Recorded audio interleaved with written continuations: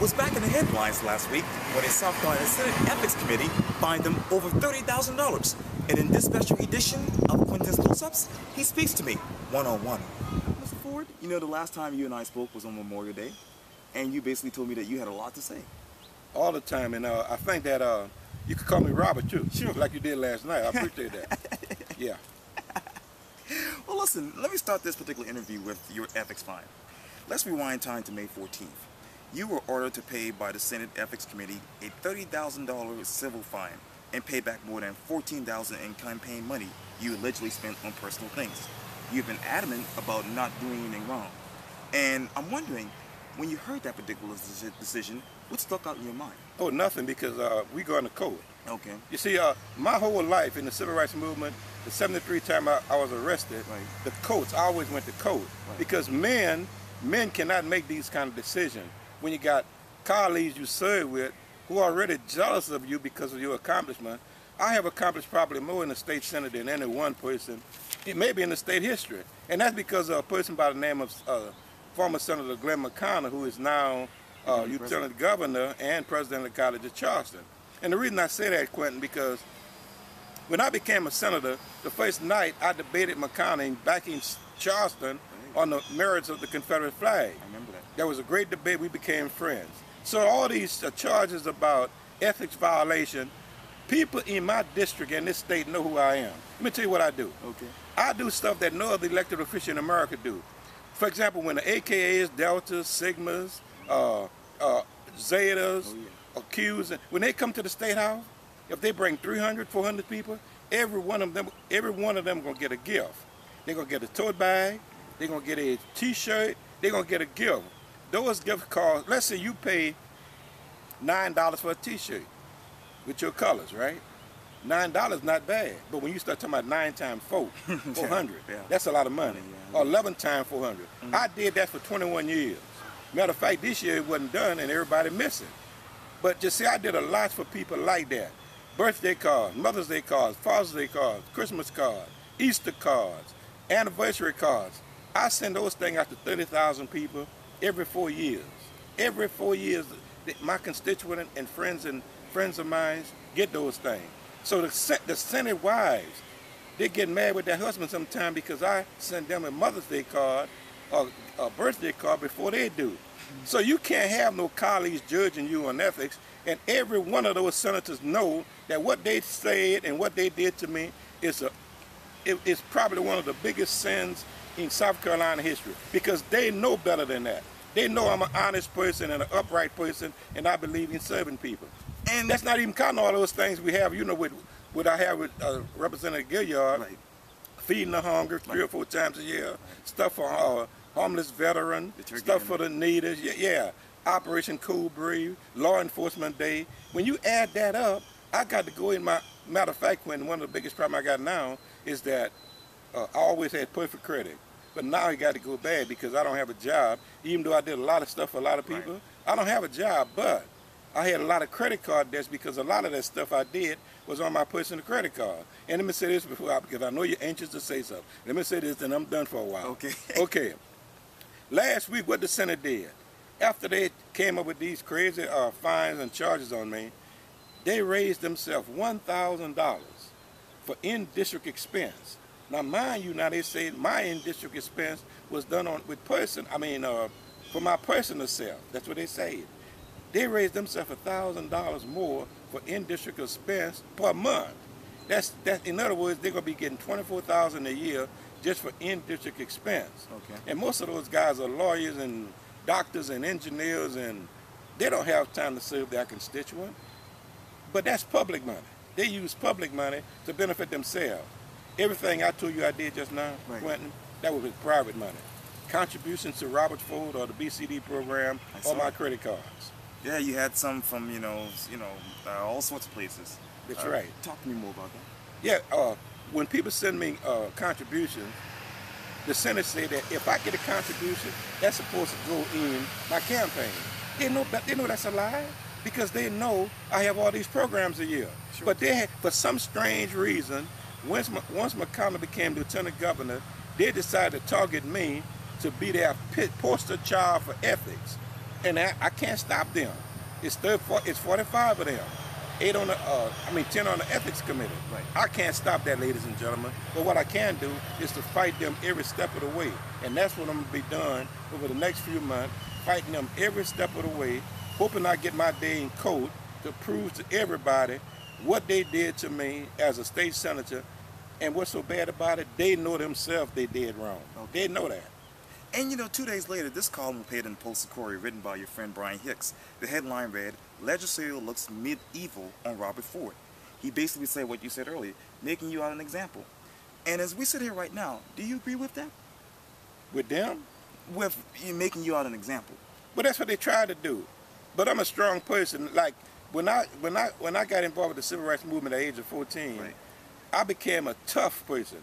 Dr. King made sure his staff was well trained.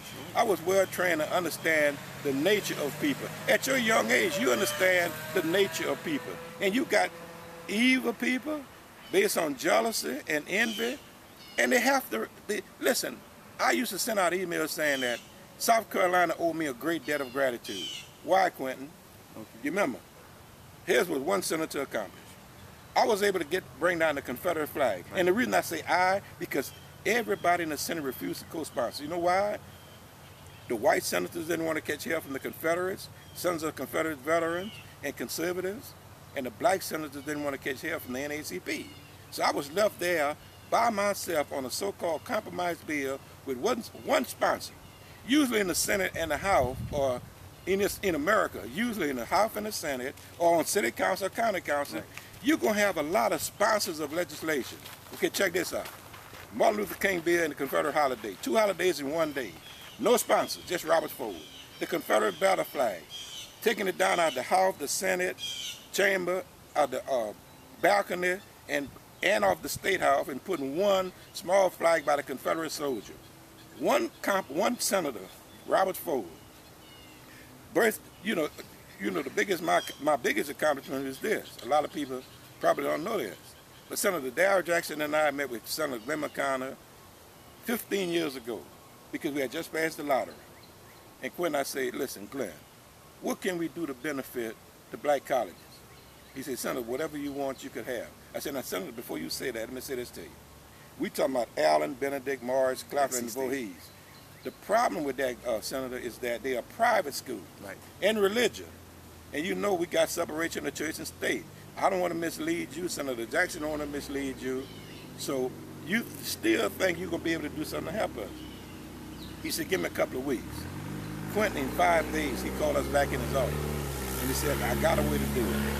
Now check this out. All over America, black religious institutions are closing. Why are they not closing in South Carolina? Because every year, Quintin, they get at least $625,000. $625,000 of public money going to each one of those schools.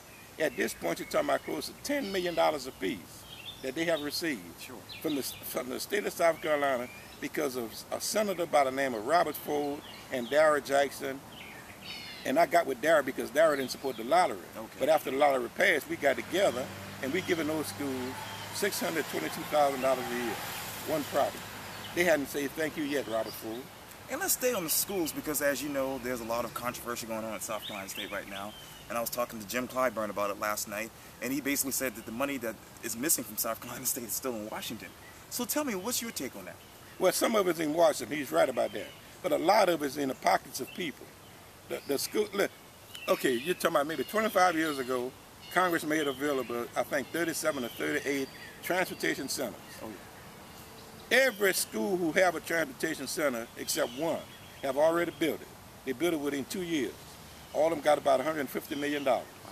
Just like South Carolina State got, right, $150 million. But then the money started, whenever they send money down, it started being missing by folks. Missing and missing and missing.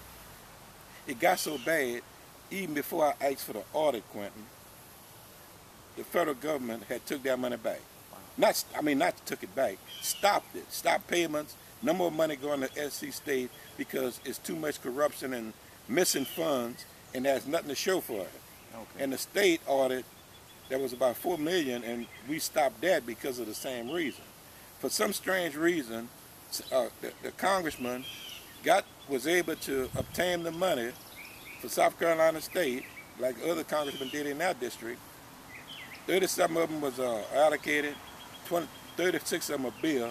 We don't have one. After 30 years, about 27 years, we don't have one. Right. And the money is gone, and we're not going to never have none because there's no way we could raise $150 million for James Clyburn, Emily Clyburn Transportation Center. That's not going to happen.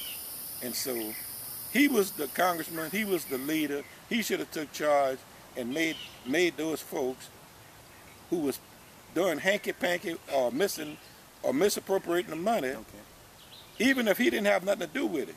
He responsible for it because it's his money he got from Washington, and the center is not built. So he got to take heed. I take heed on stuff I do or don't do. I take heed. He got to learn how to take heed. Ain't nobody perfect. The money is missing. We don't have the center. Why? The money was made available. We don't have it. Why? Something wrong with that. Yeah.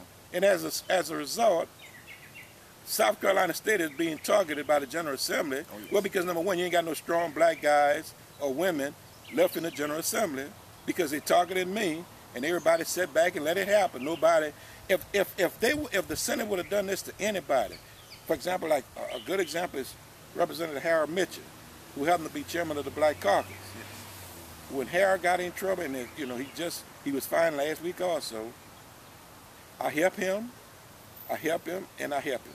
Help him pay light bill, give him money when I had money, because I know he was struggling, because he was targeted, and he had to sit out for a year and a half out the house. I came to his aid. Nobody in the General Assembly came to Robert Ford aid. And another colleague of yours who is also in trouble with ethics is Bobby Harold. Yeah, but Bobby's case is strange. And one thing I know about Bobby Harold's case, one part I know he's 100% innocent. That's the money. You remember Bobby said he took his, he flew his jet around the world for South Carolina. That's a private jet. He used his money to buy fuel for his jet to fly around. He didn't use public money. He didn't use his public airplane. He used his own private money, right? Yeah. And then he reimbursed himself from his campaign, which is what? Private money. So I have no problem with that. It looked bad to the average citizen because we don't have civics in South Carolina to teach people about government, so it looked bad. But when you look at the raw, that's why I want to go to court with my case. Because when you look at the evidence don't match what the Senate Ethics Committee said about me. Don't match. Yeah. Public money versus private money. Bobby Harold on his jet plan was private money. He didn't use public money. So there is no ethics violation. Well, let's move to Glenn McConnell, because as you know, he was selected to be the 22nd president of the College of Charleston. He's starting really on July 1st. And there was some mixed reaction when he basically, got that particular job. And you actually came to his defense. Oh, big time, because he's one of the most kindest persons you're going to meet. Some people are upset with Glenn because of his heritage. He lost 17 great uncles in the war between the states, the Civil War, like you might say. But listen, one for Glenn McConnell, all the things I accomplished, for example, like every year you're talking about at least 1,000 kids graduated from Benedict, Morris, Allen, Voorhees, and Coppin. Right. And we get them that money, $625,000 a year. All right, plus school. One for Glenn McConnell, that wouldn't have happened. Because anybody else in America, you know what they would say, Quintin? Just like I thought in my own mind, that we cannot give public money to private institutions. He made that happen for me and Darrell Jackson. That's the kind of place. Listen, the Black Caucus in the House marched out 3 or 4 times because we didn't have nobody to vote on for judges, remember? All right. Glenn McConnell put me on the screening committee. I served on there 3.5 years. Every black candidate that came before that screening committee was voted out. I was able to get Glenn McConnell vote on every candidate and Jacob Knox. And then we was able to get 2 House members. So we got enough votes to get them out. Once we got them out, then Representative Gilda Cobb-Hunter in the House, she went to work because that's where most of the votes at. Okay, here's what I'm saying. Okay. In South Carolina, the General Assembly elect judges. It takes 86 votes to become a judge in South Carolina by the General Assembly, right? 124 of those votes is in the House. So you see, Representative Cobb-Hunter was able to form a coalition when we got black candidates out and got them elected. One for Glenn McConnell, they wouldn't have got out. I mean, this guy have done thousands of things to benefit black and white citizens in this state, and here you got somebody talking about, we don't want him to be president of the College of Charles because he's a racist. And they know when they said that, they was lying. They knew that. Yeah. And so now he's the president, and I'm happy for him. And, you know, let's turn to primaries, because, you know, there's a lot of them coming up in June. What's your take on that? Oh, no, I'm not dealing with politics at all. Let me tell you why. Okay. A lot of people don't realize this. But the reason I have to resign from the Senate, not because of no Senate, I resigned from the Senate because I collapsed during the hearing, almost died from stress and high blood pressure. And so the doctors and my friends told me, said, listen, Senator, you've been doing this for 52 years in the civil rights movement and as a 40-year veteran in elected politics, because you know I served 19 years on city council. Right, and then, you know, in mathematics, if you had 19 and 21, that's 40 years. Sure. So 40-year veteran in elected politics, and when you combine that with the civil rights movement, then they said, you've done a job, and if you're able one day to do it, continue. I never stopped doing the job because I'm a public servant. So I still help. Okay. But when I had to resign. And so when I resigned, the doctors told me, listen, if you want to get better, you got to stay away from elected politics for a while. And so I'm just sitting out, watching this stuff, and wondering now in the posse, our posse we have, you know, brothers who work with us, okay. We doing a good job. We doing the same job we was doing when I was in the Senate helping people. So that's my public service life right now. And speaking of your health, how are you doing right now? Well, my eyes running water, which is mean my stress is up, okay. Or my pressure's up. When, you know, that's a sign. I learned that recently, that every time my eyes start running water when I do my pressure check, you know, it's real high. So that's what that means. Wow. And so I'm doing pretty good, basically. Yeah. I'm happy. I could sleep late, watch a lot of television, and still serve people. So I'm just waiting for my day in court to make sure people understand that, well, everybody basically understand that they know I'm innocent. I have never got nobody in Charleston yet to say I was guilty of these charges. And I go out all the time, and people wishing me well and praying with me and even want to help. But I need a job. That's my problem. I need a job. And I was going to ask you about your future. What's next for you? Well, I wish I could have a job to pay my bills. And, you know, I help a lot of people, like the Chamber of Commerce and Nikki Haley and them boasting about Wheaton made South Carolina great. That's a lie. Who made South Carolina great? It was when I was able to get down that Confederate flag and do a holiday for Dr. King and Confederate Memorial holiday. You know what that did? That made South Carolina, that brought South Carolina into the 21st century. That made South Carolina a state that is willing to sell, or willing to be called the New South, like Atlanta. The New South, things booming because we put down that past history. Nikki Haley or the Chamber of Commerce or Manufacturing Alliance, none of them had nothing to do with that. Okay. Or most of the Senate and the House, because they was afraid to even co-sponsor the so-called compromise bill. So I had to take the heat, still taking heat from the NAACP because of that. And also, Quintin, let me say this, I took a lot of heat looking out for our brothers and sisters who are in labor unions, particularly the longshoremen. Sure. Every year for 21 years, I had to do something, take the floor of the Senate to fight to make sure that they don't pass nothing to hurt the ILA and labor movement and labor unions in this state. But my friends in labor forgot about that because I don't have a job, right? Everybody forgot about Paul Roberts Ford, but I'm gonna make it. Okay. But I'm not poor. I'm happy. That's good. Yeah, that's good. But I think people should learn how to be appreciative. If I do stuff for you, you don't have to do nothing for me. But at least if you know I'm down and out and struggling, seem to me you're the Christian in you. Just not ILA and unions, the black church. Listen, Quintin, one day I want you to understand the importance of what Senator Jackson and I, along with Senator McConnell, was able to do by giving that money to those institutions. That's amazing stuff. You don't find that no place on this planet. Why? Because they're like you learn in school. There is a separation of church and state, and nobody get public money to black institution, religious institution, except in South Carolina. And the three of us put that together, and nobody said thank you yet. Now that hurt. That kind of stuff hurt. People say, well, you shouldn't take it so personal. Well, how you gonna take it? If you in my shoes, how you gonna take it if it's not personal?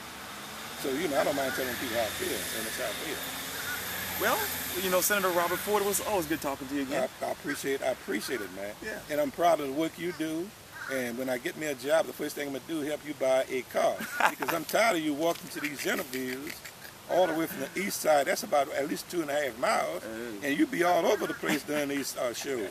And people love them across the country. Oh, the last one I did, I got, man, tons and tons of calls from people who I thought, you know, wouldn't. I didn't know where they were until they read me on, what you call it, YouTube? Yeah. On YouTube.